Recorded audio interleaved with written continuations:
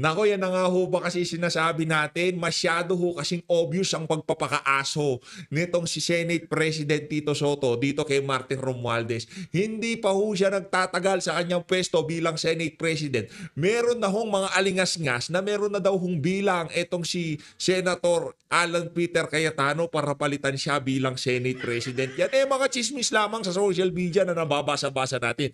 Pero bago ho yan mga kababayan, kung bago lang ho kayo sa PH Updates, ang like at subscribe. Masaya na ho tayo dyan at sa mga gusto sumali sa ating community. Alam nyo na kung gagawin yung join button, nandyan lang ho sa baba. Ayun na nga mga kababayan, rekta ho tayo dito sa nangyaring komusyon. Ito yung actual footage ng nangyaring komusyon dyan sa Senado noong tumayo itong si Senator Rodante Marcoleta para ibalik itong si Bryce Hernandez sa kustodiya ng Senado dahil nga naman pinakiusapan nitong si Martin Romualdez ang ating Senate President at wala siyang magawa sa pakiusap nitong si Martin Romualdez kasi nga naman asuho siya nitong si Martin. Ito mga kababayan, ito yung actual footage kung tawagin. No? Ito actual footage ito mga kababayan. Game! Teka, ba't walang sounds? Ayun. Okay. Actual footage. September 8 guys. Yes, September 9, hindi na ako yung... Strike 1, strike 2, o yan, strike 3 ka na ngayon, Tito Soto. Yan sinasabi natin eh. Sinasabi mo gusto mo maging independent ang Senado. Anak ng toko, kakaupo mo pa lang na bilang Senate President, hiniram sa'yo ang ika nga, pwede nating tawaging star witness dito sa mga ano na to, dito sa usapin ng flood control scandal na to. Yan talaga sa akong diskaya. Star witness ho sila. Bakit natin nasabing star witness sila? Isa sila sa mga contractor na kung saan kasama sa top 15 contractor na listahan nitong si Marcos Jr. At isa ho sila sa mga ika nga nakakuha ng bilyong-bilyong proyekto sa pamahalaan. Ngayon, in-apply para mag-star witness, mag-state witness, para nga naman yung pagkanta nila, tuloy-tuloy, ito lang interruption, iga nga, diba? Pero itong si Tito Soto, strike 2 ho siya doon, hindi ho niya pinirmahan. Una, hindi niya inabisuhan ang committee nitong si Senator Rodante Marcoleta na kukunin ang witness ng Blue Ribbon. Pangalawa, hindi ho niya pinirmahan. Ito na pangatlo, meron na hong boto itong si Senator. Di umano, meron na siyang boto para palitan itong si Tito Soto. Pero base dun sa aking nakakwentuhan kanina, pagka daw ganyan ang chismis, hindi daw ho yan natutuloy, okay? Pagka meron chismis sa Senado na kesyo ganito, kesyo ganyan, hindi daw ho natutuloy. Yan kaso problema dito. Senator, si Senator Pia Cayetano, automatic, na ho yun, boto na para dito kay Senator Alan Peter Cayetano. Dalawa pa, itong mag-asawang Villar na hindi natin malaman. Ang dami kasing problema ng pamilya nyo, no? Meron kayong prime water, meron kayong yung mga documents na hinihingi sa inyo, yung mga revenue tax documents na hinihingi sa inyo na kung saan pinagmumulta na kayo ng napakalaking pera, di ba? O nga, hindi ko natin malaman kung ano yung laro nitong mga na to, nitong mga Villar na to. Pero ang sigurado ho natin dito mga kababayan, kung ano man ang laro nila na yan, hindi ho para sa sambayan ng Pilipino. Tuloy. Even assuming that he was still chairman, wala ka na violate Hindi ka. Ang sinasabi ko lang, halimbawa, kung hindi na ako, ikaw na kinusulta ka ba? Yun ang gusto ko lang. Hindi yung speaker, mas gusto ko kung ikaw ang kinusulta. Ako mo. Hindi kasi ako yung contempt stance. Hindi naman kasama yung intervene lang. Hindi na yung contempt ang pinag-usapan. Yung pag-gusto din dito kasi gusto natin dito siya. Ngayon, hinirap siya. Pumayag naman tayo. Pero ang kanyang kondisyon na binigay, isuli nyo immediately. That was before the intervening event. Wala pa yung request. September 8 yung September 8 ang sulat. Kaya nga, pero kung hindi.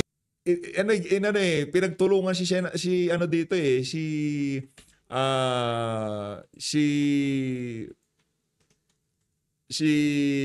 Senator Rodante Marcoleta pinagtulungan ho siya dito ni Soto nitong si Lacson kahit na kesyo ganito, kesyo ganyan. Anak ng toka. Yung problema dito, hindi naman ho talaga sila nagpaalam. Yun. Issue mo September 8. Kaya nga. Sabi, ibalik nyo dito in the Senate, hindi sa PNP. Oo nga, nagpapalik dito. Pero kinonsulta nga, halimbawa, ikaw na nga nun bro. Kinonsulta ba, chairman ng Purito? Hindi nga. Ang kinonsulta kasi yung speaker Dapat ko na kinukonsulta ako. Ako Hindi nga nag-request nga si Speaker. Kasi masabi mo si Speaker. Hindi mo. Dapat naman lang sana may konsulta. Yabang nitong si nitong si Soto. Oh, si Speaker, stukan kayo, ganon. Langya ka, tumanda ka na lang dyan, school bukol ka pa. Yan yung ganyan ang mga senador na nagtapos sa One Ball University. Di ba? Yan ho yung mga senador na nagtapos sa One Ball University. Kaya mag-ingat ho kayo mga kababayan. Huwag ho kayong basta-basta, porket sikat, porket meron TV show, meron nasa Ibulaga, mahusay na yan. Nakita niyo kung paano siya makipag-usap sa mga kasama niya dyan. Totoo naman nagpakaaso siya kay Martin Romualdez. Ano pa kinahihiya mo? Totoo naman nagpakaaso ka. Nakiusap sa'yo si Martin Romualdez. Isinantabi mo yung integridad, yung pride ng komite ng Blue Ribbon. Hindi bilang chairperson itong si Marcoleta. Diba? Bilang nasa kustodiya nyo yun, nasa pangangalaga nyo. Pero dahil nga naman aso ka, wala kang magagawa kung hindi sumunod sa amo mong si Martin Romualdez. Pero man yung Blue Ribbon na, yan ang sinasabi. Naintindihan ko yun. Pero yung consultation is important because yung Senate custody nandito, yan yun ang kondisyon na binigay ninyo. Ang angas nitong si Soto noong panahon ni Chis Escudero na kesyo, wala daw caucus, hindi daw sila nagko-caucus. Mas malalaho pa na tong mama na to. Matakin nyo, silang dalawa lang nitong si Martin Romualdez ang nag-uusap. Hindi niya na kinukonsulta man lang yung mga kasama niya kung anong susunod na galaw diyan sa Senado. Ano yung lukuhan? Pambira, oo. Sinasabi niya, hindi daw sila nagkukukus, kesyo ganito, kesyo ganyan. Ito, ano nangyari dito? Pinakiusapan na yung witness, sa House of Representative na lang daw, nagkasundo sa kustodiya na lang ng PNP Custodial Center. Sa Senado nga, kinuha nyo. Kung saan nyo kinuha, doon nyo ibalik. Gano'n kasimple. But that was the condition that you gave. Senate. Legal, and physical.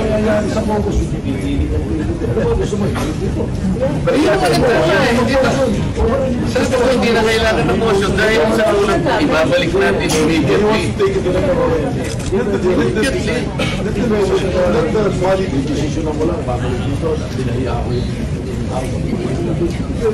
Paano po tayo may kailangan doon?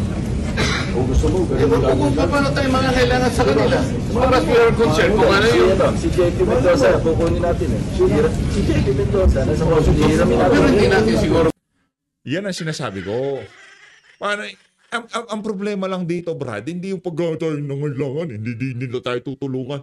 Ang pinag-usapan lang, pagka hiniram, ibalik. Ganun lang naman yung usapan doon. Pinahiram nyo si Barbara Hernandez. Pagkatapos yung ginamit, ibalik nyo sa Senado. Kaso aso ka nga nitong si Martin Romualdez. Pagkukunin ang posto sa kanila din. Hindi natin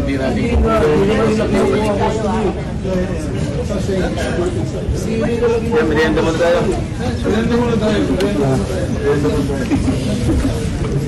Magulo ko talaga. Ayun na nga mga kababayan, yun ho ang naging tagpo sa pang-abot nitong si Senator Rodante Marcoleta at nitong si Tito Soto. Pero maliwanag pa ho sa sikat ng araw na talagang nagpakaaso etong si Soto dito kay Martin Romualdez. Yun ho ang nakita ng sambayan ng Pilipino. By the way 980,000 subscriber na ho tayo. Palakpakan, ibang klase talaga. Ito, palakpakan ho tayo. Sa mga bago lang ho sa PH Update, isang like at isang subscribe. Masaya na ho tayo dyan sa mga gusto sumali sa ating community. Scan nyo na ho yung QR code natin dyan sa baba. Ayun na nga, rekta na ho tayo dito kay Senator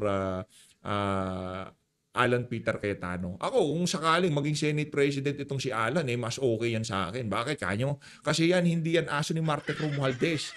Naging Speaker of the House yan. Alam niya ang galaw. Alam niya yung galaw dyan sa House of Representative. Alam niya kung anong klaseng kababuyan ang nangyayari dyan. Kung sakaling mapalitan man, parang ano lang ho ito mga kababayan, kung papalitan niya si Soto. Kahit na sino, basta hindi lang yung aso ni Martin Romualdez. Ganon. Hindi pwede yan si Kiko Pangilinan, hindi pwede yan si anak ng Towa Ping Lacson. Hindi ata mag-iinit ang puwit nitong si Ping Lacson bilang Senate President pro tempore. Parang maiiba na. Mababalik kay Senator Rodante Marcoleta ang Blue Ribbon Committee. sobrang kaangasan ho kasi tawag dyan. Di ba? Inunang kayabangan itong mga senador na to. Akala nila talagang sila yung may bilang at may dating, di ba? Pa naman, but thank you for Future, that. future. And may I ask one of my mentors, Senator Lacson, if I can ask a few questions. Willingly to the gentleman from Taguig and the Republic of the Philippines. Thank you po. So let me start with the biblical principle and why I agree with you, Senator. No? Kasi sabi po sa Bible, it's not enough to do good. We have to prevent evil. So I'm happy that despite na mas pinipick up talaga ng media in general, whether social media, prime media, yung expose nyo like last time, you took the time to go through the various laws and to remind us. Kasi syempre ang common thinking, wala naman nangyayari dyan, na-absuel to them. No? But I do appreciate it kasi nga it's not enough na ma-expose, it's not enough na may solusyon, ito tama, yan ang hinahanap. Kailangan talaga may managot. And I was thinking about it kanina, Senator, kasi kaya ako nasabing mentor, nakasama kita nung husto nung panahon ng cheating. Hello, Garci. So ngayon parang hello, Darcy. hello, Darcy naman po ba to? O, basta yung, or ano yung sine? Hello, goodbye. Hello, love, goodbye. Parang hello, may kontrata, love kong gawin to, tapos goodbye, wala pa palang ginagawa, nabayaran na, no? Nako. So yung first question ko, Senator, is related to yung sinabi ni Senator Villanueva na if you cannot convince them, confuse them, so mukhang ang strategy, at narinig ko na to even before the speeches, na pagka nilabas nyo to, dadamay ko na lahat. So ang problema natin ngayon, sinong totoo at hindi. So first question ko, Senator, are you in favor na yung klarong-klarong involved, simulan na yung kaso sa kanila? Definitely, and I hope the will of justice will grind more quickly this time. Kasi habang nakakulong sa atin, custody, no, nasa custody natin si Bryce Hernandez dahil na-contempt siya kahapon, kung mabilis lang sanang makapag-file ng kaso, no, starting with a complaint to be filed before the Ombudsman or the Department of Justice, mabilis po rito yung malversation through falsification. Kasi kung plunder po yung ating ipafile, alam mo naman natin, 10 taon, 12 taon, tapos may speedy trial pang i-invoke. So kung malversation, mas mabilis kasi ang threshold amount is more than 8.8 million. No bail na po ito. Of course, naipen po ito ng isang retired Supreme Court Chief Justice at yun yung umiiral na batas na kung saan mas madaling i-prove. Kasi tulad nito, malinaw na kulang-kulang yung pirma, hindi naman kompleto, mga litrato, talagang halatang pinalsify, swak na swak po and I would say open and shut case kung ipapile. And I intend to submit, as I already promised, no, committed to him, to Secretary Vince Dizon, lahat po ng aming nakalap, lahat ng dokumento, lahat ng attachments, ibibigay ko sa kanya para kung ma-constitute na yung independent commission para magpa-file. Ano? I think they're just waiting for the issuance of the executive order. Para na sa ganun, ma-transmit niya na agad at masimula na kagad yung pagpa-file ng complaint. Ano? Kasi hindi rin madali. Medyo process yung preliminary investigation. Kung ombudsman man yan, baka mamaya idaan pa sa fact-finding investigation. Hindi agad-agad mag-PI. So yun po yung ating problemang hinaharap. Na kaya nawawala ng gana yung ating mga kababayan sa tagal. Yes. Actually, Mr. President, nasagot mo na rin yung susunod kong tanong, which is, well, technically, no, which is, will you be in favor of partial committee reports kung klarong-klaro? Kasi nga may sistema na rin ng ombudsman na pagka nanggaling sa Senado o House, no? So I know it's fraught with dangers and you don't have to answer me now, but just to your point, di ba, na if the investigation takes us till the end of the year sa dami at saka pa tayo mag-committee report, may pangalawang debate dito sa committee report. Pero halimbawa, may nakita na kayong, as of now, Mr. President, ilan po yung nakita nyo na ghost na klaro? Napakarami. Sa Bulacan po, hindi lang namin sinama. Ang bilang namin, mga 30 So for example lang, Mr. President, no? Let's say sa 30 yon, meron 4, 5, 6 na tao na napaka-clear. Let's say yung pumirma na completed. yung contractor. Tapos for example, kung may COA report na lumabas sa COA report na yon na completed, pwede rin. Kung wala pa namang COA report, hindi naman kasama yon. But ang point ko, Mr. President, is that kasi pagka yung klarong-klaro na guilty or at least the evidence is overwhelming, that will also help us get direction. Pero kung hihintay natin ilan, paano kung ang involved dito, 1,000, 2,000, 5,000 tao, guguluhin lang po nila. Yes, Mr. President, and that is not without President, no? Yes. Dahil nagawa na natin ito eh. Nagawa tayo, yung committee, nagsubmit ng partial at ito'y pinag-usapan natin sa plenaryo at nung na-adapt, pwede natin ipadala sa Ombudsman or sa DOJ. And Mr. President, it will not affect the case. So It will not affect So meaning the- if we find out later on that there was a legislator or a secretary or a undersecretary involved, you can still file the case. Kasi ang masama po, di ba, kung final na natin ngayon laban sa 5 tao, tapos bawal mo na i-file against 3 tao, yung 3 tao na yun ay mastermind, then we agree it will be a partial whitewash. Pero hindi, this is not the case here. No, the case here is that if in the course of investigation may lumabas na equally as guilty or mastermind or accessory or accessory after the fact, pwede pa naman pong kasuhan yon. Yes, Mr. President, as long as kompleto resibo. Kasi mahirap yung sabi-sabi, turo ka ng turo, asan yung pruweba mo? That's right. Hindi po ba? And that's part of the confuse them. So one of the effects of today of naming 2 senators, burahin ko muna yung pangalan ng 2 senador. Sabihin natin hindi sinabi yung pangalan ng 2, sabihin natin hindi kilala. May chilling effect din yun eh. Para bang sinasabing, oy, pag nag-ingay din kayo at nag-imbestiga din kayo sa Blue Ribbon dito, ipapangalan naman namin kayo. Di ba? Ang daling magpangalan ngayon. And I'll go beyond pinangalan ka na tumanggap. Ngayon parang lumalabas is nag-advocate ka lang ng isang proyekto. Or yung, for example, no, if a state university now suddenly has a building, what if ikaw yung presidente, wag ng congressman o senador, ikaw ay pangulo ng university na yon at gusto mong itayo yung building. Parang may implication ka agad na kasama sila sa kalokohan. Paano ko yung building na yon na-inspect, wala rin namang mali?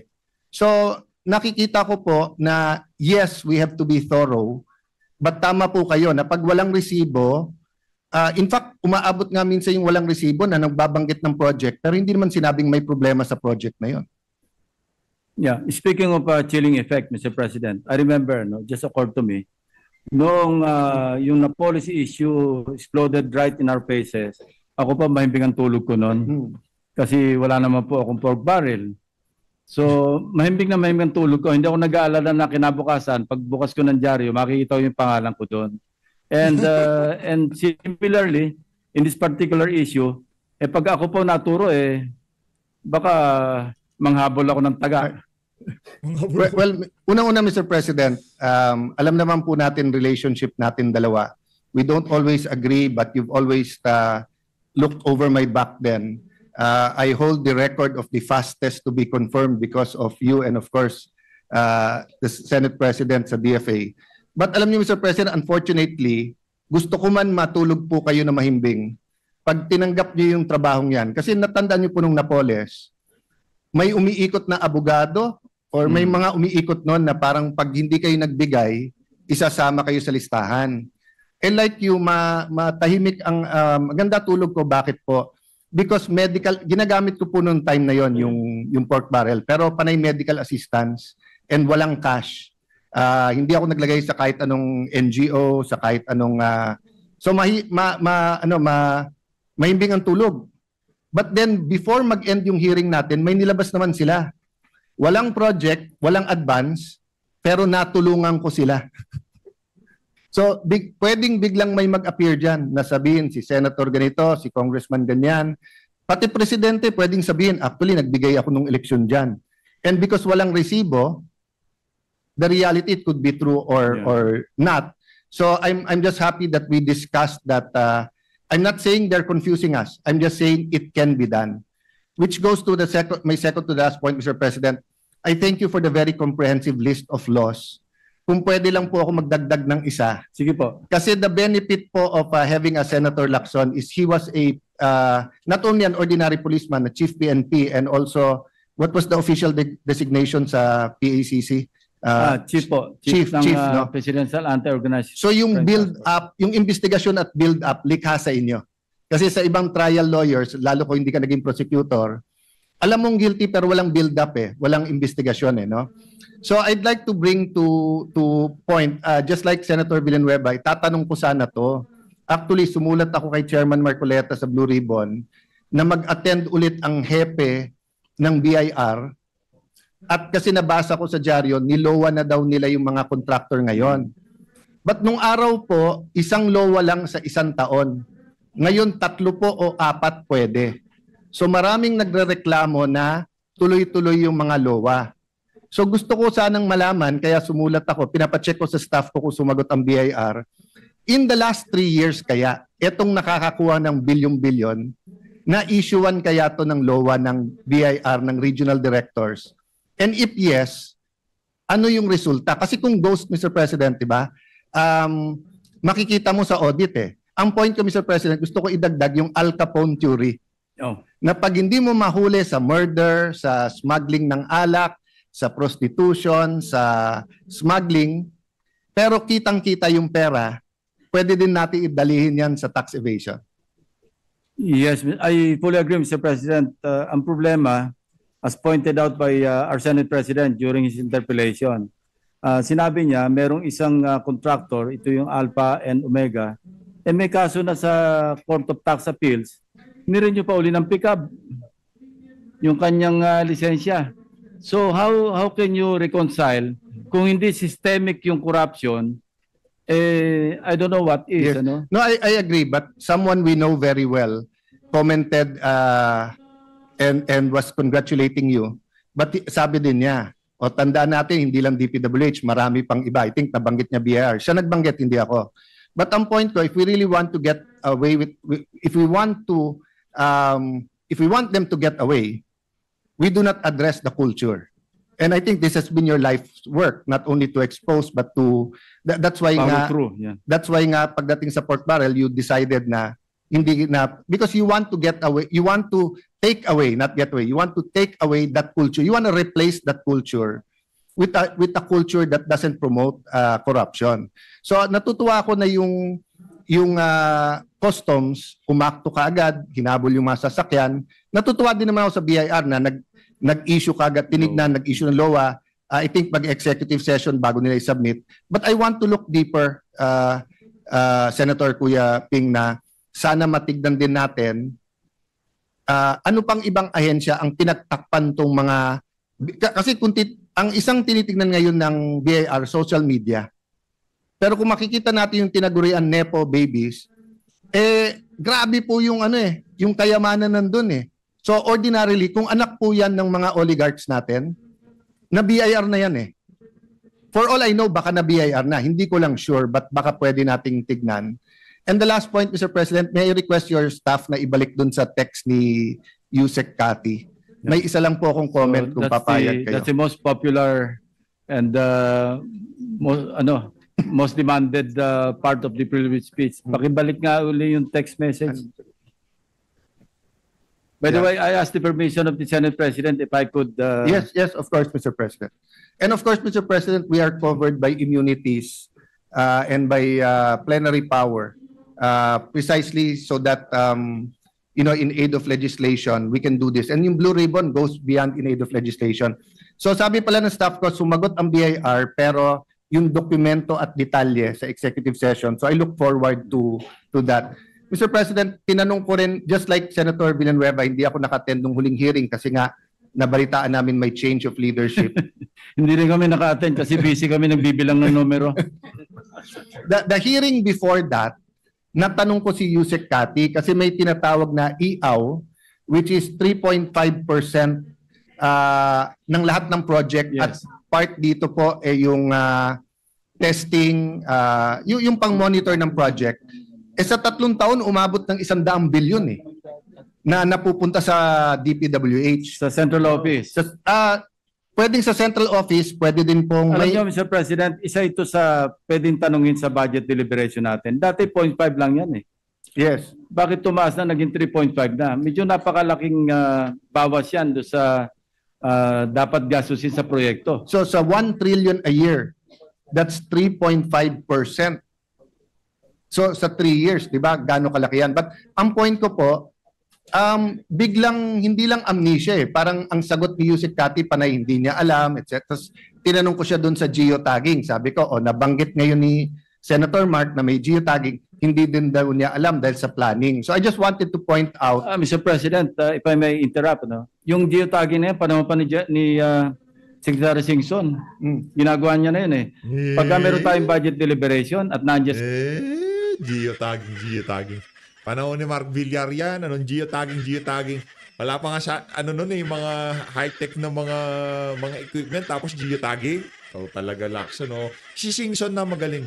sa plenaryo, magtanong ka sa kanya ng yung status ng isang proyekto, titingnan niya lang sa Yes. iPad niya, sasabihin sa iyo eh.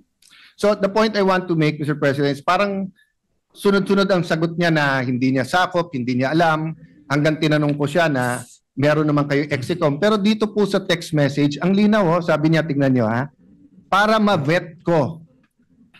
Redundancy, overlap, prior funding, correct location, alignment of national priorities, and consistency for menu of local projects.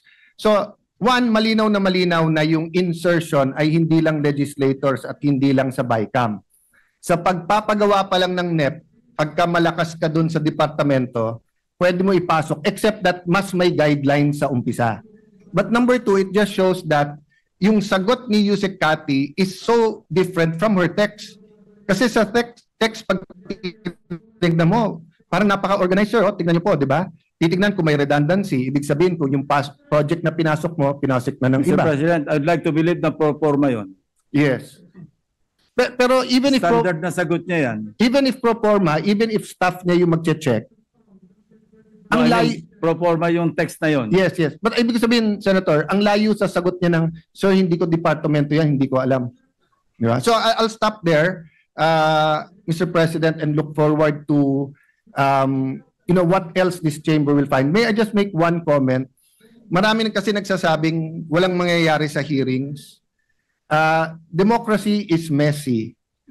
But having a Blue Ribbon Committee, having the House Committee, having an independent body, having COA, having BIR, whether it was the ZTE, whether it was the fertilizer scam, whether it was Farmally, it has shown that the combination of investigations ferrets the truth.